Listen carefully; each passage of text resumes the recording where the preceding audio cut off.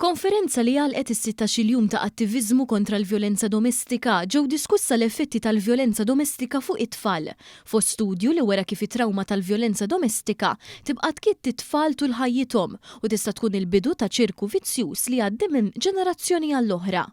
Dr. Lidja Bella tkellmet kif lilin minn dawn is-16 jum ta' attiviżmu, il-ħidma trid tibqa' għaddejja matul is-sena kollha għaliex meta persuna tmur lejn id-dar għandha tħossha f'ambjent protett.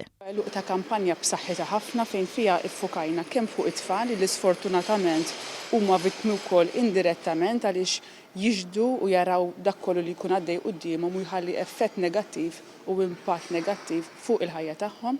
Iffukajna wkoll fuq il-vittma li jistħoq ilha kull appoġġ u kull protezzjoni u ffukajna wkoll fuq l-aggressur għaliex nemmnu li l-aggressur ukoll irid jiġi indirizzat u jieħu ħsieb il-problema li qed tikkawża din l-attitudni u l-atteġġament tiegħu.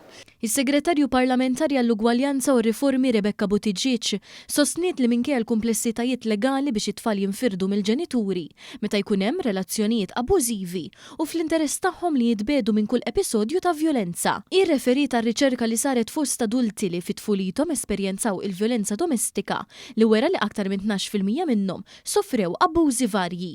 Il-Ministru għall-Politika Soċjali u Drittijiet tat-Tfal Michael Falzon sostna li rridu nkomplu naħdmu sabiex naċċertaw l-ambjent domestiku jkun ħolma ta' fejn wieħed iħossu maħbub, sigur u tranquill.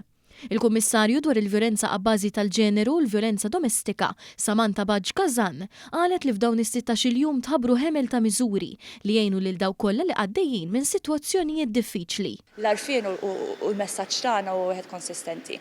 Oħorġu minn dik is-sitwazzjoni, imma wkoll apparti li toħorġu minn dik is-sitwazzjoni, importanti l-aggressur ukoll jirrakonoxxi dak li qed jagħmel u l-impatt li qed iħalli kemm fuq il-vittma l-adulta imma wkoll fuq l-ulien.